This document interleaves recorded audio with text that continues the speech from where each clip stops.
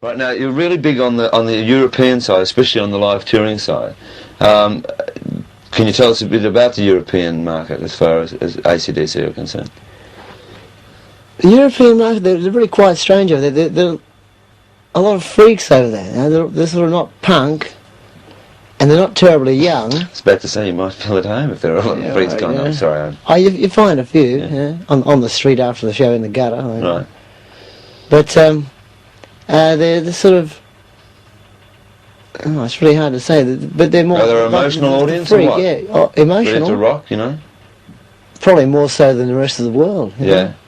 They're crazy, because like European bands don't play rock music, and if they do play it, they don't play it well, you know? So the only rock they get is from England, America, and now Australia. Right, now let's look at 4 countries, right? You've got the USA, which you're about to leave for and do an extensive touring side. You've got the European market, you've got the British market, and you've got the Australian market. Does the band change at all, or you just play the same thing for every market and use the same approach? Exactly the same, yeah. There's no need to change. I mean, we're what we are, and we ain't going to change for nobody, you know. Yeah. So it's just... but it doesn't, like, you could put them all in one room and you couldn't tell one from the next. Like, they're just the same the world over, you know. Well, what do you think will be the next single in Australia? Let There Be Rock? Isn't it there yet? Isn't that the single? I don't know, is it? No. Well, it's certainly not out. Hang on, a voice from heaven says, yes. A voice from Let There heaven? Be Rock. Right, now what about an album? We recorded an album last time we were back there. As yet, it's not finished. We've got a few things, we've thought about it and changed a few things. There's a live album probably coming out soon.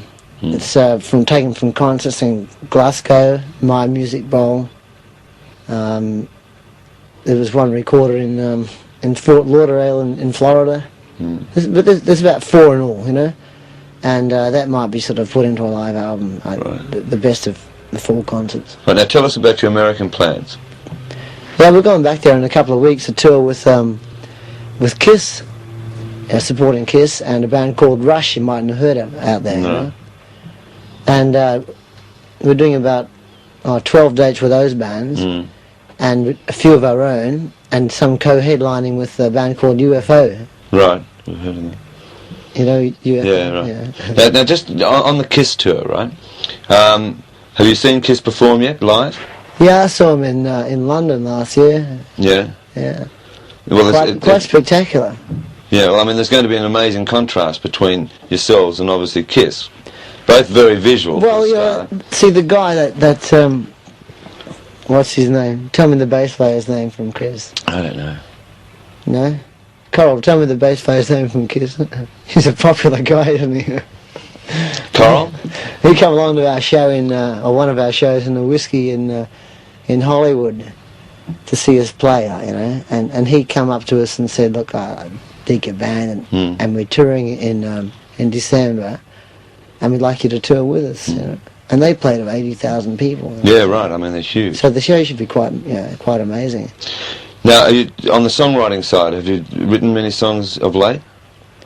I mean, the band and yourself, or...? Well, we haven't written. Like, while we're touring, you're sort of compiling all your ideas and things you rip off from here and there around the countryside, like, you know. And I've got pages of stuff, and out of it might come, you know, 3 or 4 good ideas for songs. Thanks. That question here. Thanks. Make it 33-1. Right, with all that's happening, I mean, have you had much chance to group yourself to write many songs over the last, say, 3 or 4 months? No, we did about 10 last time back in Australia, but and I wrote the words to 2 songs about on the last tour, like on the road, and got back home and found out there was the same titles and almost the same lyrics as somebody else's. Did you? And I was really pleased with them too. I thought, oh, this is great. Yeah. So, I mean, like, what is going to happen over the next 6 months then, apart from, like, you're in America?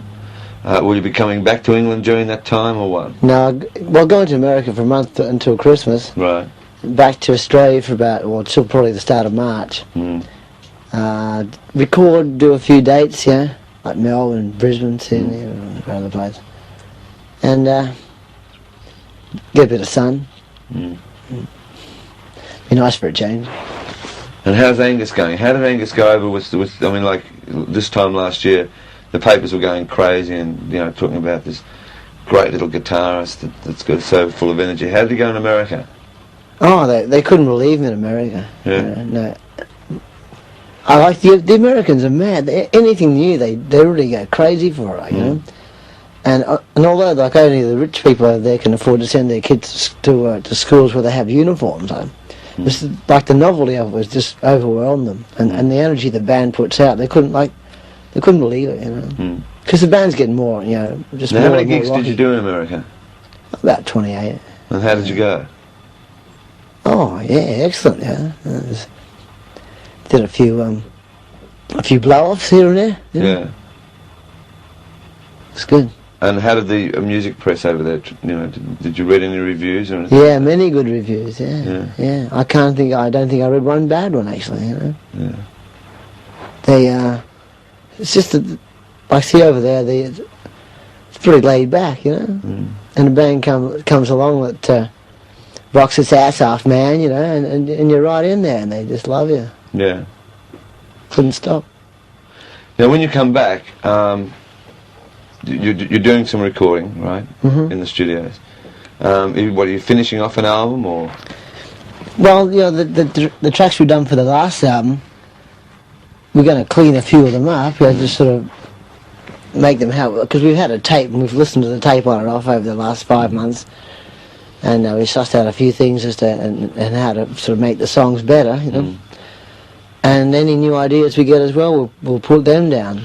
Why was the approach last time you were back, for that time that you were recording, to sort of almost stay low profile as far as television and all of that was concerned, in the press? Yeah, well, you know, dig this. We've been working non-stop since the band started. You know, 8 months before I joined the band. You know. Yeah. And you just got to have a break. You know. And so the main thing about being back there last time was to actually write the songs, record them, break in the new bass player to the way of the band. That's why we only played 1 or 2 gigs back there, both at the Bondi Lifesaver. You know. Just got to have a break occasionally. You know? Well, listen, thanks for coming on Countdown again. It's all right. And no worries, Ian. They still call you Ian, do they? Yeah, well, Molly and something like that.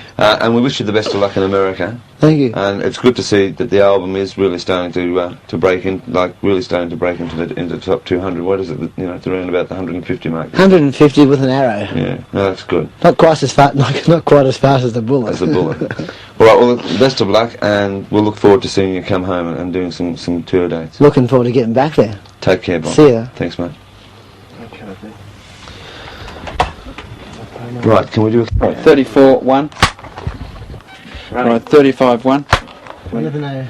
Right, 36-1.